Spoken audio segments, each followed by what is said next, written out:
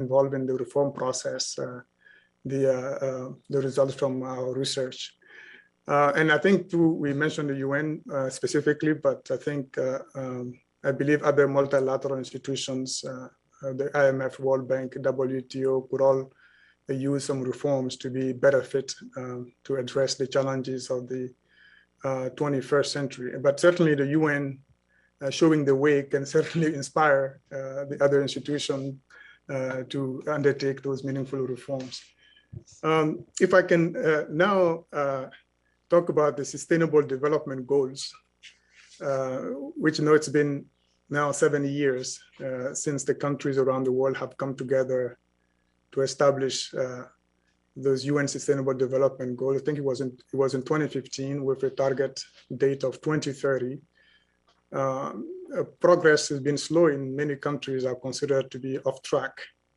And COVID has likely even set some countries back. And the Ukraine crisis, I suspect, is not going to help either. So as we approach this midpoint of the target, how do you assess the progress on those SDG agenda globally, but also in the US? Because it's not just about developing countries. I think SDGs are very much relevant for the US. And what additional efforts and steps do you think are needed to accelerate the progress? It's, I mean, we've made clear from the start that we're committed to accelerating the full implementation of the 2030 Agenda for Sustainable Development and achieving the Sustainable Development Goals. And there's some that are a higher priority for us than others. I'll start with SDG 4, where it focuses on quality education.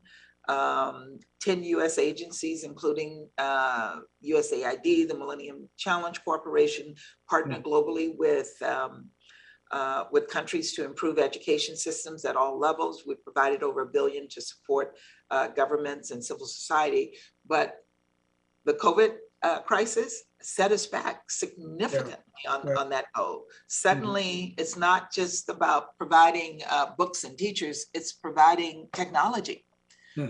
Which, was clearly something we should have been doing, but we had to speed up, providing the technology so kids could learn from home. It was easier here to do it in the United States and in the developed world than to do it in the developing world. So the developing world has fallen behind significantly on this development goal because of the pandemic, and I think we're going to see that they're falling behind on other goals as well. SDG 5, advancing gender equality and women's empowerment. Our view on that is simple: women's political participation promotes strong democracy. It supports peace. I talked about that today. I was in the council on a Yemen discussion and talked about the importance of having Yemeni women engaged in the peace talks and in the newly formed government. We see that even in Ukraine, where the vast majority of the refugees that we see flowing across the border from Ukraine are women. So women have to play a significant role. And of course, across Africa, we see the importance that women have played in peace and security. And I always take the opportunity when we're talking about women's engagement in peace and security to commend President Johnson Sirleaf and the efforts that she made in Liberia to bring about peace and security after that country had gone through more than 14 years of civil war. Climate change, we have to address the protection of our natural resources, our ecosystems. That's a top priority for the United States. We strongly supported the UN Environment Assembly's launch of negotiations for a global agreement to combat ocean plastic pollution. That happened just recently. And closer to home, we've endorsed a goal of conserving at least 30% of land and water by 2030. So we're making progress for sure, as are others on trying to address these goals, but we have to be realistic that the contingencies of today's crises set us back every single time. None of us could have projected Ukraine. None of us could have projected the pandemic. And we're beginning to see more and more the impact of climate change increasingly having an impact on our ability to actually achieve these goals in the time frame that we have. But we've not pushed them back. We've not deprioritized them. We're committed to accelerating the achievements of the SDGs. Yeah, and certainly, stronger U.S. leadership and voice on the issue would be very important in pushing the agenda forward. And here at Brookings, we do quite a lot of work, including with the leadership of the UN, also on those sustainable development goals, and even have launched a center in late 2020, which kind of really signaled our own institutional commitment to this agenda, including on the U.S. leadership on the agenda as well. So certainly be a better place in 2030 if all countries are able to declare victory in terms of reaching their targets. So I have one more question, and then we can turn to some Q&A audience questions.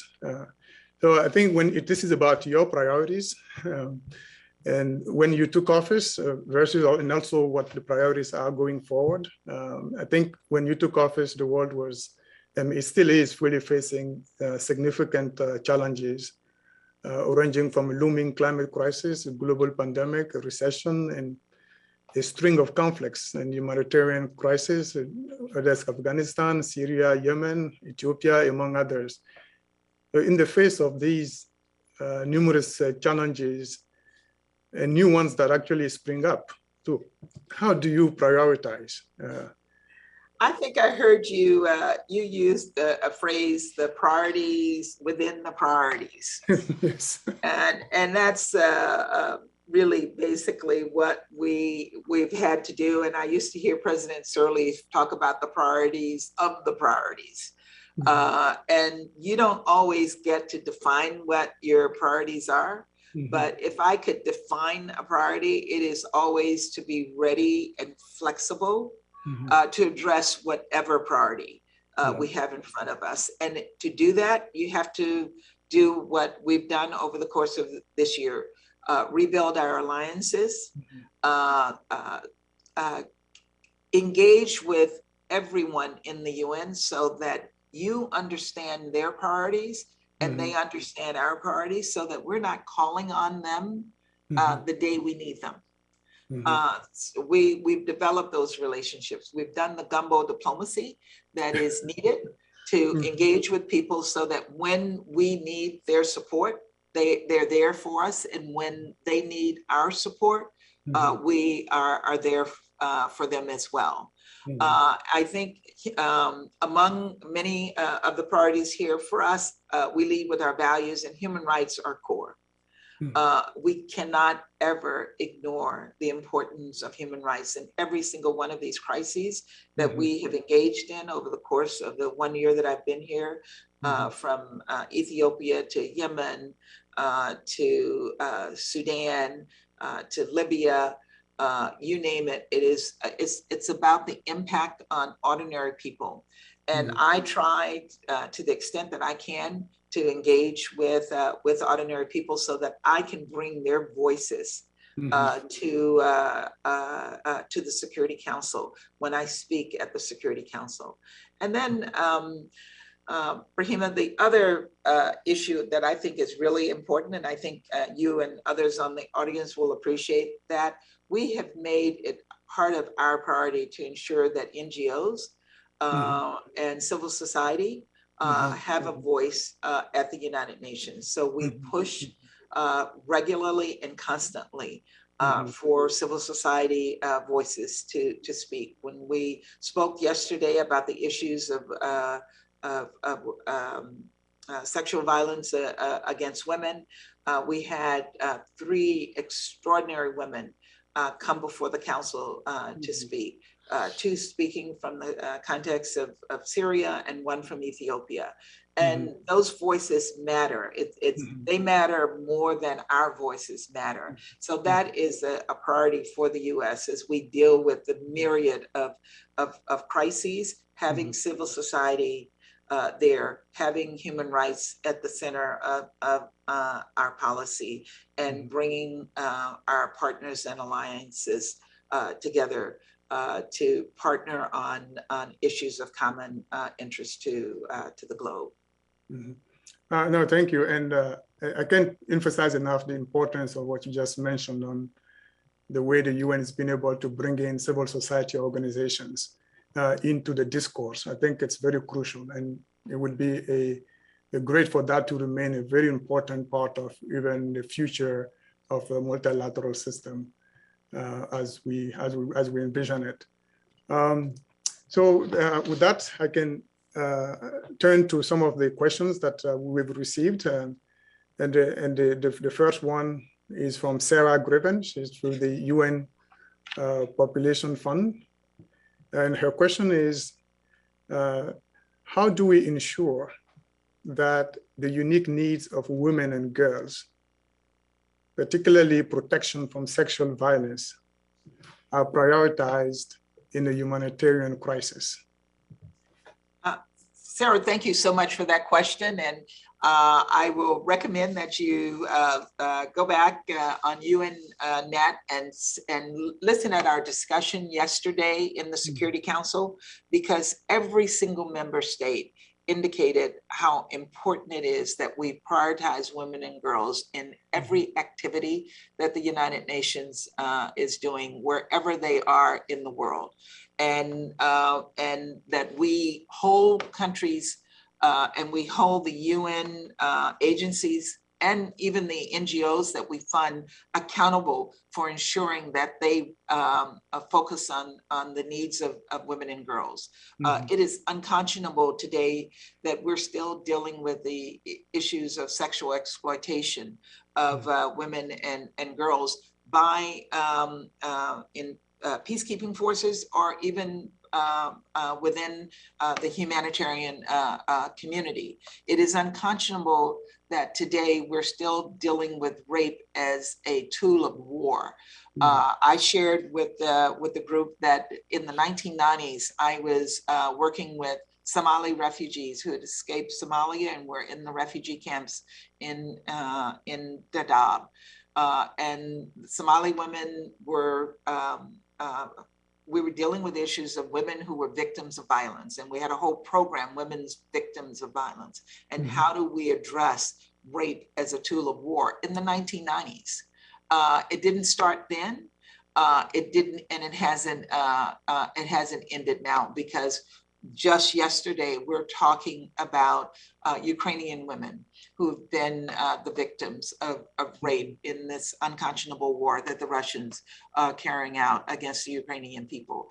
We heard an Ethiopian civil society voice, an advocate, talk about in Ethiopia, women who were victims of rape in that war. So it still continues today, and we have to be prepared to address it wherever we see it, and we have to call it out, and we have to call out countries partially out of embarrassment or whatever, they deny it.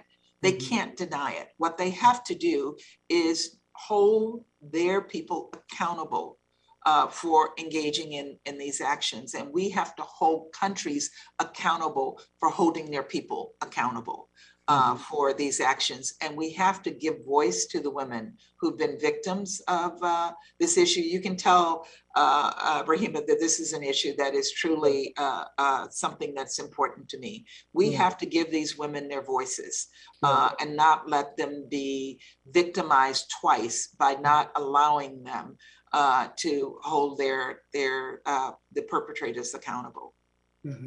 Yeah, no, thank you for that. And the next question is from Ala Alani, who's the director with Menazel. Said, why is US condemning Russia and imposing strong sanctions because of Ukraine, while turning a blind eye on Israel despite occupation of Palestinian land and the atrocities committed against Palestinians? We condemn atrocities wherever they happen, but we also strongly support Israel's right to exist. And the unfair targeting of Israel within the United Nations and across the world. The Biden administration has been clear that we support a two-state solution. And we have encouraged that here at the United Nations and in our conversations, both with Israel and with the Palestinians. And since I've been here, I've traveled to Israel, and I also traveled to the West Bank, and I've met with both sides on this issue.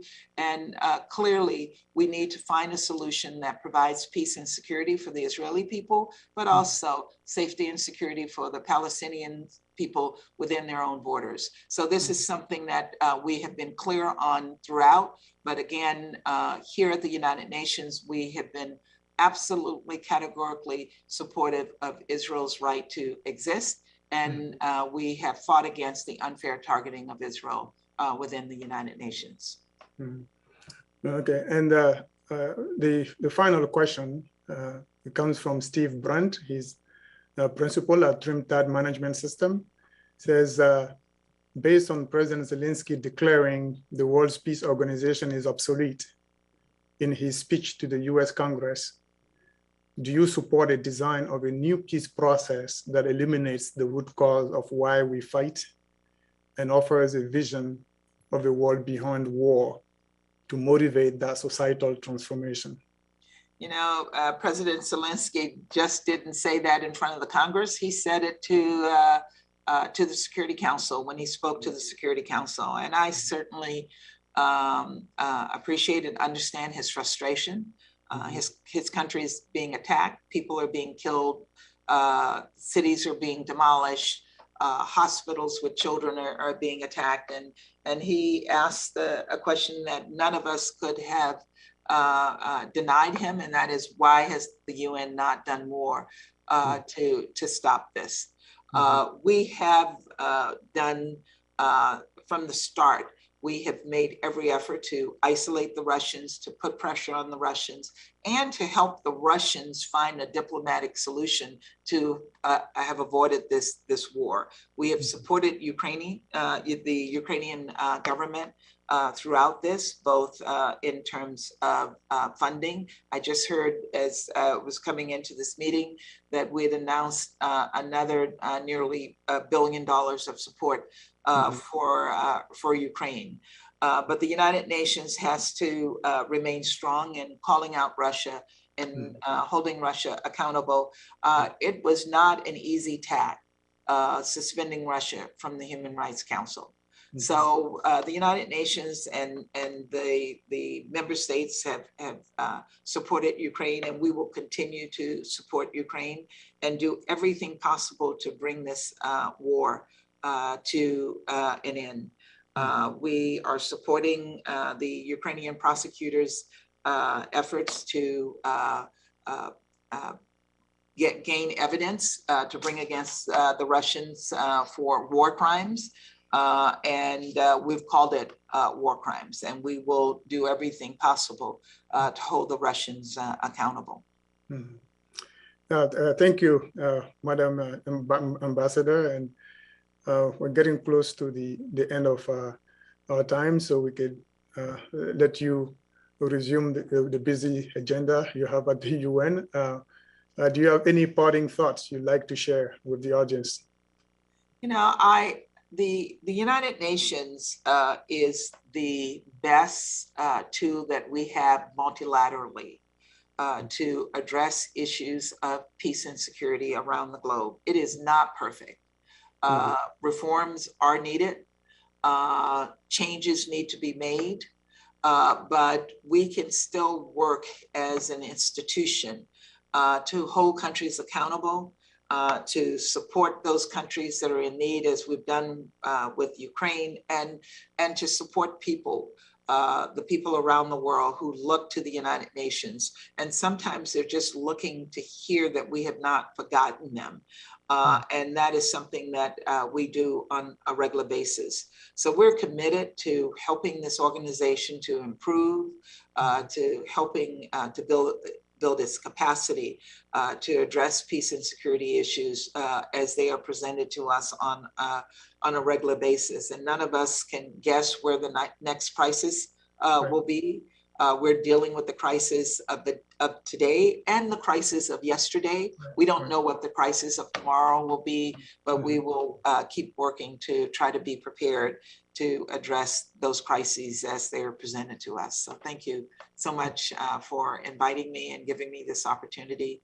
And I look forward to continuing to represent the interests of the United States, but also the interests of the world to find peaceful solutions to all these crisis situations that we're dealing with today. Yeah, thank you so much. And we are also very grateful for your leadership and service to the country and to the world at this very critical moment. So thank you again, Ambassador, and really appreciate you even taking time out of and skipping a UN Security Council meeting to be with us. We really appreciate it. Thank you. Thank you very much, and appreciate you as well. Mm-hmm.